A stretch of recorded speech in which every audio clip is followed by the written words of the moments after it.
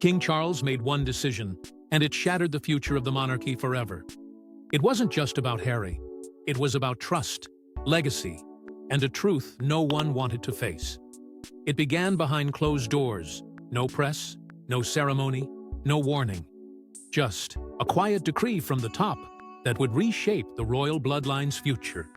After decades of tradition, expectation, and carefully maintained hierarchy, King Charles did something no one saw coming. He elevated Prince William to a powerful, new leadership position, one that instantly changed the royal equation. This wasn't about formality. It was a signal, a declaration, a brutal, irreversible shift that drew a line between those who honored the crown and those who had turned their backs on it. For the public, the announcement came as a thunderclap. Prince William wasn't just the heir apparent, he was now positioned as the monarchy's guiding force with unprecedented authority over its future direction. This new role granted him not only status, but real power. And in that moment, the world understood. Prince Harry had been officially and strategically shut out. There were no illusions anymore. Whatever remained of Harry's ties to the royal machine had been severed. His name, once spoken in the same breath as duty and honor, had become synonymous with division and rebellion. And while the media swirled with questions, one thing was certain: King Charles had drawn a bold boundary, and Harry now stood on the outside of it. But the question hung heavy in the air. Why now? Why, after years of royal turbulence, would Charles choose this moment to anoint William and, by extension, erase Harry? What had triggered such a decisive and public reconfiguration of royal power? The world was left gasping for answers, but those closest to the king knew the real story had just begun.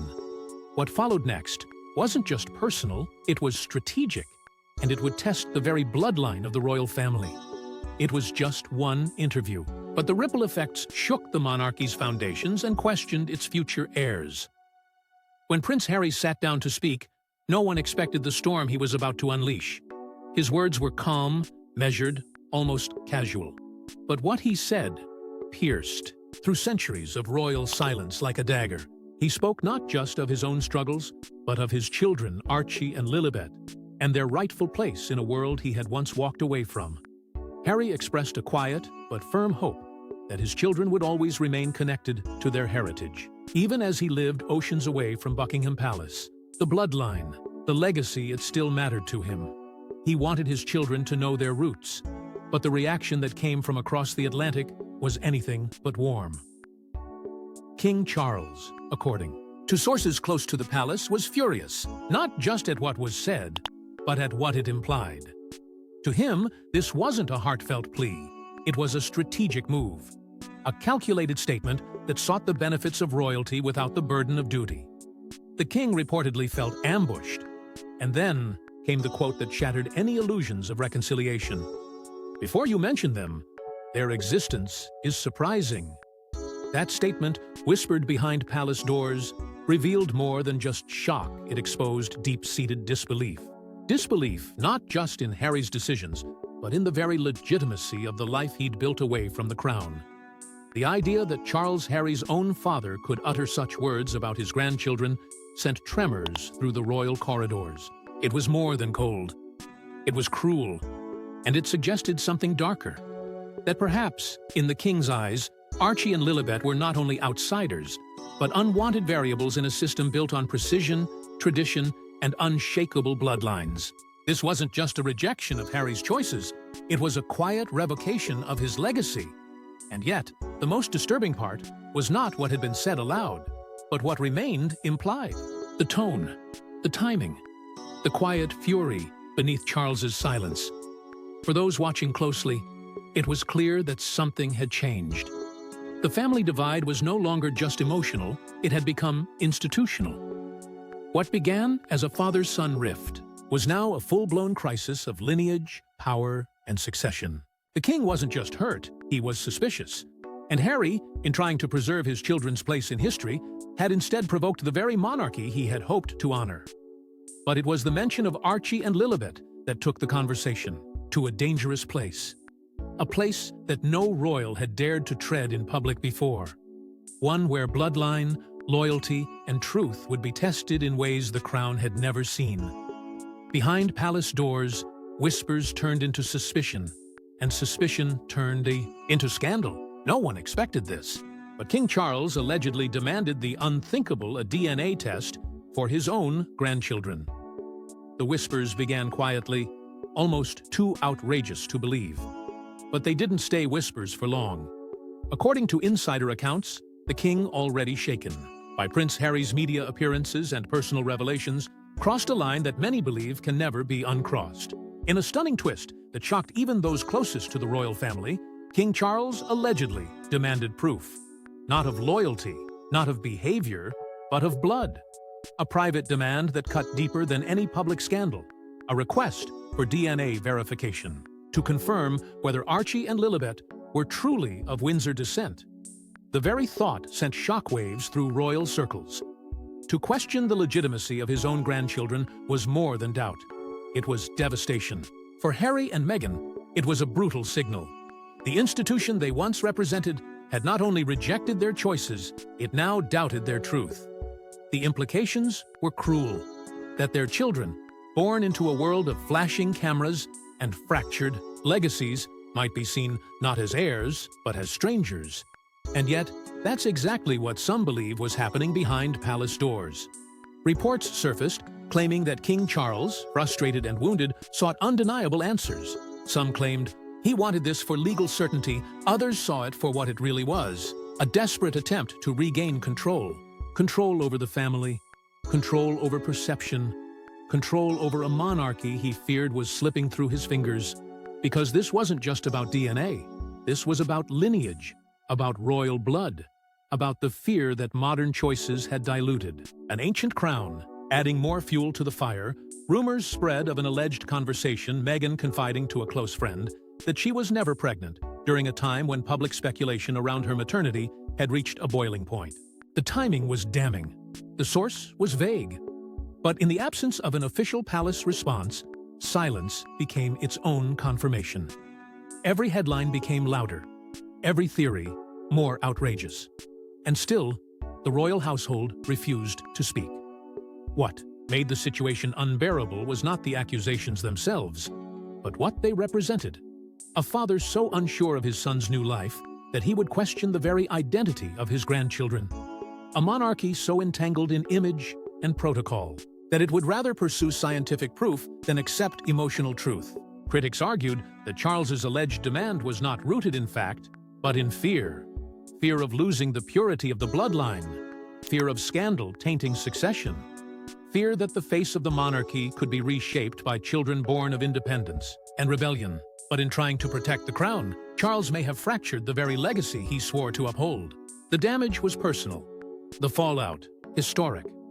If these demands were ever confirmed, they would stand as a dark turning point in royal history where suspicion triumphed over love, and the throne's future was threatened not by enemies, but by its own desperation. But the consequences of that doubt reached far beyond paternity. They struck at the core of royal tradition. While Harry was being erased, William was being crowned in everything but name. The shift didn't come with a royal trumpet or balcony wave. It came in silence, sharp, deliberate, and impossible to ignore. As headlines circled the world, questioning the future of Harry's children and the legitimacy of his bloodline, King Charles moved swiftly and strategically. He granted Prince William a newly created leadership role within the monarchy. This wasn't a ceremonial nod. It was a calculated elevation, one that placed William far beyond tradition and thrust him into the very heart of royal command. No longer was he just the heir. He was now the architect of the crown's future. The implications were brutal. While Harry stood stranded in self-exile, William was quietly assuming the mantle that defined the monarchy's next era. His responsibilities stretched beyond ribbon cuttings and press engagements. William was now overseeing modernization efforts, spearheading global public outreach, and shaping the monarchy's long-term legacy strategy. In short, he had become the monarchy's unofficial regent, a role few expected so soon, and one his brother would never come close to holding. Harry's fate, by contrast, had been sealed. The royal family's message was crystal clear. Loyalty would be rewarded with power. Rebellion with permanent exclusion. Charles didn't just favor one son over the other, he drew a stark line. William represented discipline, duty, and submission to the crown. Harry, by stepping away, had forfeited more than titles. He had surrendered influence, identity, and the future he was born into. This wasn't about fatherly preference. It was monarchy at its most cold and calculating. The institution, ancient and unyielding, had chosen its future. Not based on affection, not based on love, but based on who stayed in line. For William, that meant ascending faster, higher, and with more control than any royal in his generation. For Harry, it meant watching that rise from the outside, locked out of the very system he was once raised to protect. The timing was ruthless. The public was still reeling from the scandal of the DNA allegations when this appointment was quietly leaked to the press. It was a tactical move. By empowering William in the middle of the chaos, Charles sent a message not just to his sons, but to the entire world. The monarchy would not bend to pressure. It would not entertain doubt. And it certainly would not tolerate division. And the contrast between the two brothers had never been starker. William, stepping into his role with silence and strategy. Harry, fading further into the background, his voice growing louder, but his presence growing weaker within royal walls. The symbolism couldn't be ignored, one prince elevated, the other erased. And not by fate, but by the hand of their father.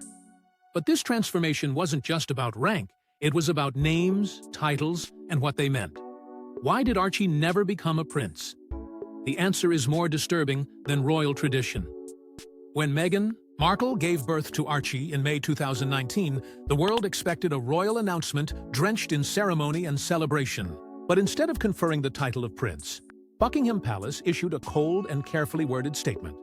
He would be known simply as Master Archie Harrison Mountbatten Windsor. No title. No royal styling, no explanation, for a child born into one of the most powerful families in history. It was a stunning break from protocol, and almost immediately, questions began to swirl not just about tradition, but about something far more unsettling. Royal officials pointed to the 1917 letters patent issued by King George V, which limits the title of prince or princess to the grandchildren of the reigning monarch. Since Archie was a great-grandchild of Queen Elizabeth II, they claimed he wasn't entitled. But that logic didn't hold. In 2012, Queen Elizabeth made an unprecedented exception, ensuring all of Prince William's children, including Princess Charlotte and Prince Louis, would be granted royal titles at birth, regardless of gender or birth order. That change had nothing to do with the 1917 decree. It had everything to do with royal will. And in Archie's case, that will was absent.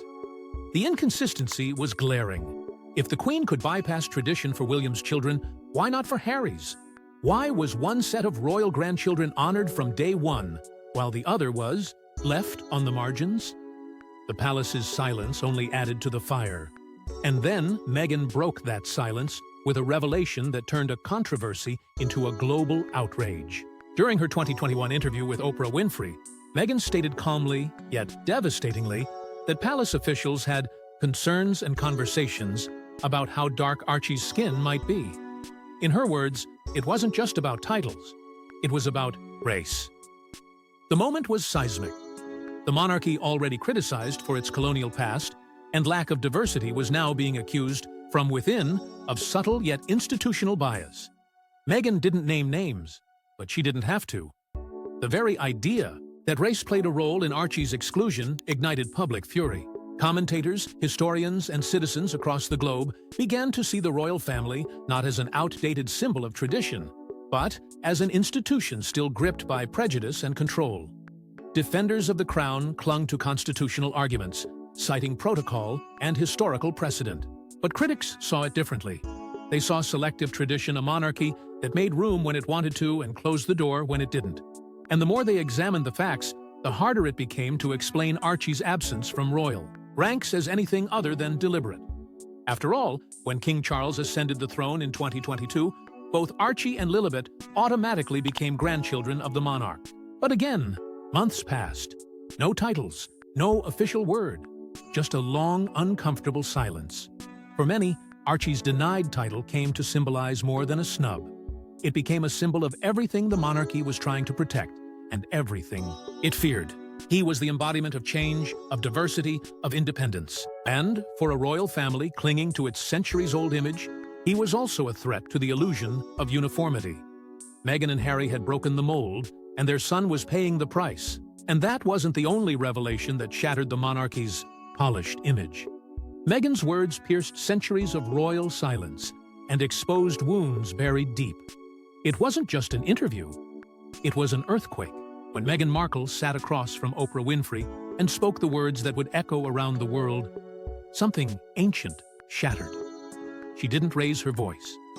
She didn't name names. But the accusation hit with the force of a bomb. Members of the royal family had questioned how dark Archie's skin might be. It was a moment that froze the world. A moment that lifted the curtain on a monarchy so obsessed with image and tradition it couldn't contain the truth any longer. Millions watched in disbelief, but disbelief quickly turned into outrage. For a family so rooted in pageantry and polished statements, this was something they had no script for. The allegation wasn't just damaging, it was devastating. Racism inside the palace. A word no one expected to hear tied so directly to the House of Windsor. The timing couldn't have been more damning. This was supposed to be the era of modernization, of global diplomacy, of unity. But Meghan's calm, devastating truth laid bare the quiet rot at the heart of the institution. And then came the silence. Not a single royal stepped forward to refute her words. Not Charles, not William. No statement of denial. No show of support. Just the distant murmur of a press release that everything would be looked into privately. It was an echo hollow, cold, and too late. The royal family had always lived behind veils of propriety, but Meghan had torn that veil apart with one interview and revealed a truth the world could no longer ignore. The fallout was immediate. Commentators were divided. Supporters of the monarchy clung to tradition, calling the claims exaggerated or misunderstood. But others saw something else. They saw a woman of color forced to flee the most powerful family on earth, because the very walls that should have protected her had turned against her. They saw a pattern. They saw silence as complicity. They saw that the monarchy was not evolving, it was resisting. For King Charles, the accusations were a disaster, not just for the institution, but for the father he once was. And for Prince William, it was a test of loyalty. But instead of addressing the wound, they let it fester. Refusing to engage meant refusing to change. And in the eyes of millions, that silence spoke louder than any denial ever could. The Oprah interview wasn't just another headline. It was a reckoning, a clash between an ancient institution and the modern values it claimed to embrace, between image and integrity, between silence and truth. Meghan didn't just tell her story, she ignited a global debate. And in doing so, she forced the monarchy to confront the one thing it had always avoided, its reflection. But at the heart of it all was a father and son, once close, now torn apart. They once leaned on each other after Diana's death, but that bond has now crumbled into silence and suspicion. In the aftermath of Princess Diana's tragic death, the world watched two grieving boys walk behind her coffin, their faces etched with unimaginable pain. And behind them stood Charles, stoic, yet shattered. In those dark days, it was Harry who clung to his father. While the cameras flashed and the monarchy held its breath, the two shared a rare closeness, built not on formality, but on shared loss. Charles, determined to give his son stability, became Harry's emotional anchor. It wasn't perfect, but it was real. For a while, they were bound by the weight of grief and the need to survive a world that didn't allow tears. But time has a cruel way of reshaping relationships. As Harry grew into adulthood, the royal rules began to feel more like chains. He found meaning outside the palace walls, in the military, in philanthropy, in authenticity. And then he found Meghan. For Harry, she was the light he'd searched for. But for Charles, she was the first crack in the foundation. The relationship didn't break overnight. It bent, quietly, slowly, until the day Harry and Meghan made the decision that would rupture everything, to step back from royal duties and leave it all behind, To Charles, it wasn't just a departure, it was betrayal. Not just of him as a father, but of everything he had spent his life upholding. Duty, image, legacy. Harry's exit wasn't framed as personal freedom, it was seen as rebellion. And the more Harry spoke publicly, the deeper the divide became. The Oprah interview wasn't just shocking for the institution, it was devastating for Charles. Watching his son air the monarchy's private failures felt like a dagger.